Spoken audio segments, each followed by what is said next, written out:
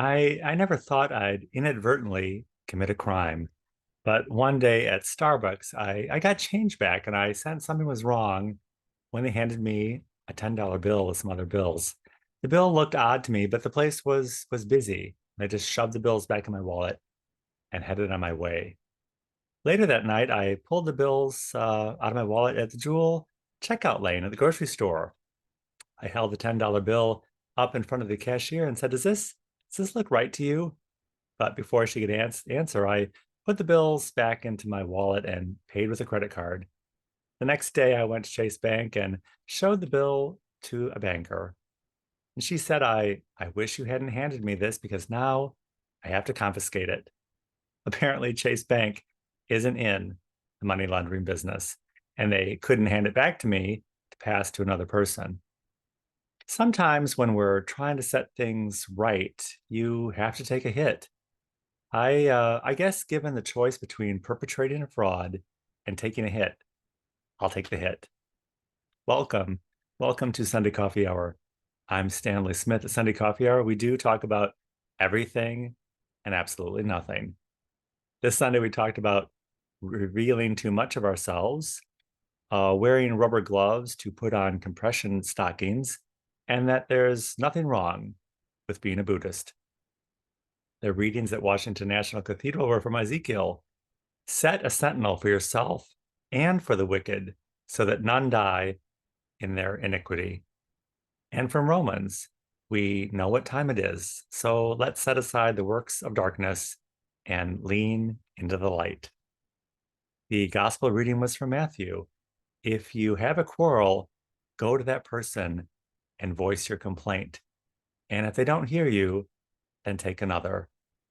Whatever is bound on earth will be bound in heaven. At Washington National Cathedral, the sermon was by Jan Cope. Jan preached about conflict and reconciliation in the church. She said that the gospel doesn't just say it's important, it says it's imperative. Jan preached about how we often try to spare people the hurt and pain of conflict by avoiding the topic of conflict entirely. Jan said often people are oblivious to how they have hurt others, and sometimes they need to be confronted. Doing the hard work of reconciliation can be messy business. Jan said, Christ asks us to take the initiative and take action. Forgiveness doesn't happen by default. It requires some action on our part. In the book, Jesus and the Disinherited, Howard Thurman says forgiveness is mandatory because God forgives us again and again. He forgives us for what we do intentionally and for what we do unintentionally. The evildoer will not go unpunished. Life is its own restraint. Our deeds track us down. The doer and the deed eventually meet. At St. James Cathedral, Lisa preached about the new program year ahead and about a member who's been singing in the choir at St. James for 43 years. Lisa said that in that same time she graduated from high school, she's been married twice and raised two children. Lisa said we all have to be mindful of the new faces today and those who have been here for a long time. Lisa said we all have our red carpet moment in life when we make our first entrance. And to illustrate the point, she pointed out that just like any good award show, the carpet at St. James is red. And on the red carpet, there's often an emphasis on what people are wearing.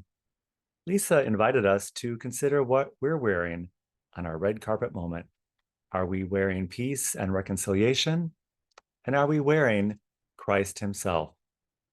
Lisa said she hopes the answer is yes.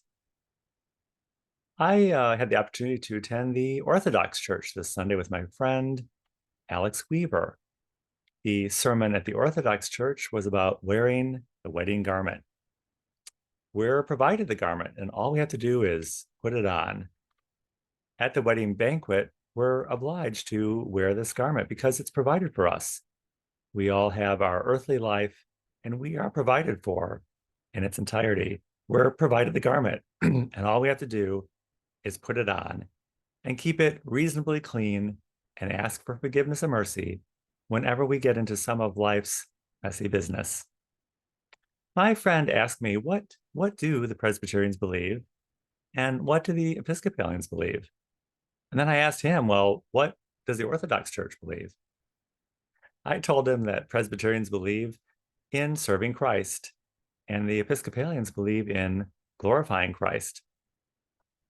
My friend told me that the Orthodox Church believes in having a relationship with Christ. And I said, that sounds completely wacko. At National Cathedral, Jan told a story about herself, about how she felt she had failed to reconcile with an injured party, a member of her church. Jan was struggling behind the scenes to amend the situation when finally the injured party confronted her. I love Jan, and she is a lovely person. Jan told us she was grateful for that person confronting her.